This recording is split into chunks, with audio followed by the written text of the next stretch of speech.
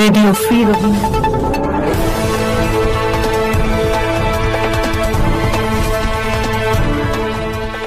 আসসালামু আলাইকুম। আজ June 29, 2025। RFA news. Rakhine army Rohingya গ্রামের 4টি মসজিদ নতুন সৈনিকদের নিযোগ কেন্দ্রে ব্যবহার করছে।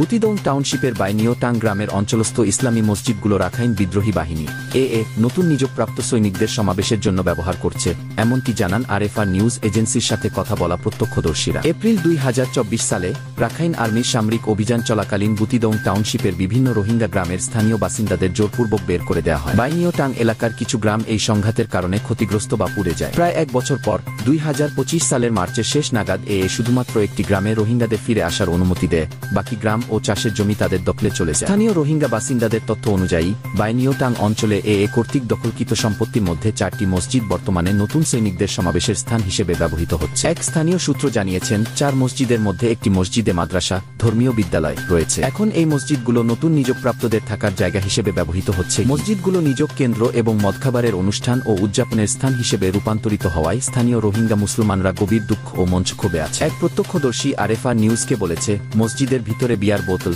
মদ বোতল এবং আবর্জনা ছড়িয়ে ছিটিয়ে রয়েছে। মসজিদগুলো নতুন সৈনিক নিযোগের জন্য নির্ধারিত হওয়ায় পুরুষ ও মহিলা উভয়েরই মানসিক কষ্ট চলছে এবং নতুন নিযোগপ্রাপ্তদের স্বাগত ও উদযাপনের শব্দ স্থানীয়দের কাছে নিয়মিত শোনা যাচ্ছে। আরএফআর কর্তৃক সংগৃহীত তথ্য অনুযায়ী আরাকান আর্মি পুরো বুতিদং টাউনশিপ নিয়ন্ত্রণ করে এবং প্রায় 40টি রোহিঙ্গা গ্রাম খালি করেছে। এর দখলের পরে বুতিদং থেকে পালিয়ে যাওয়া লক্ষাধিক রোহিঙ্গা এখনও বাস্তুচ্যুত রয়েছেন বলে প্রায় এস্টিমেটস করা হয়। বাংলাদেশ কর্তৃপক্ষ ও জাতিসংঘের কর্মকর্তারা জানিয়েছেন, এর অভিযান শুরু হওয়ার পর থেকে প্রায় 1,80,000 রোহিঙ্গা বাংলাদেশে বাস্তুচ্যুত ব্যক্তি হিসেবে পুনরায় প্রবেশ করেছে। আরএফআর নিউজ এ বিষয়ে খোঁজখবর চালিয়ে যাবে এবং নতুন তথ্য পাওয়া মাত্রই জানাবে।